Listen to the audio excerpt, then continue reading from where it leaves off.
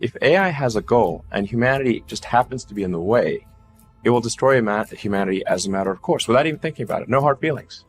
It's just like if we're building a road and an anthill happens to be in the way, we don't hate ants. We're just building a road. And so goodbye anthill. I don't think most people understand just how quickly machine intelligence is advancing. It's much faster than almost anyone realizes, even within Silicon Valley. And certainly outside Silicon Valley, people really have no idea. So why is that dangerous? I mean,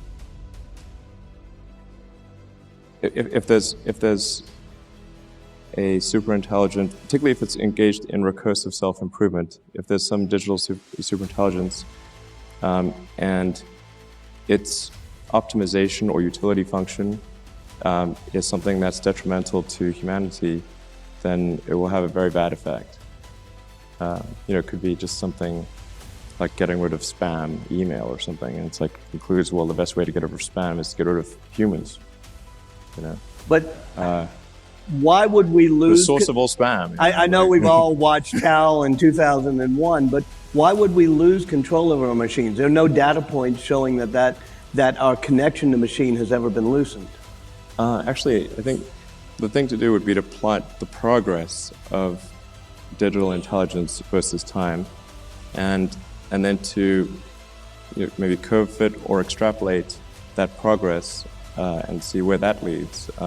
But you're talking about machines that are not just intelligent, but have intentionality. Is that right? They have the intention of their utility function, which is what absolute. we programmed in, right? Yes. Okay. But it can have unintended consequences. I think that the biggest risk is not that the AI will develop a will of its own, but rather that it will follow the will of people that establish its utility function or its optimization function. And that optimization function, if it is not well thought out, I mean, even if its intent is benign, it could have quite a bad outcome. For example, if you were a hedge fund or private equity fund, and you said, well, all I want my AI to do is maximize the value of my portfolio, then the AI could decide, well, the best way to do that is to short consumer stocks, go long defense stocks, and start a war. And that would also be quite bad. I mean, I am concerned about certain directions that AI could take that would be not good for the future. I think it'd be fair to say that not all AI futures are benign, not all. Okay. And so if you have something, if we create some digital superintelligence that exceeds us in every way by a lot, it's very important that that be benign. And so actually with a few others, I created OpenAI.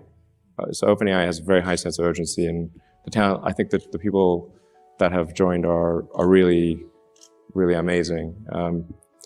And the intent with OpenAI is to democratize AI power. There's a quote that I love from Lord Acton. He was the guy that came up with power corrupts and absolute power corrupts absolutely, which is that freedom consists of the distribution of power and despotism in its concentration.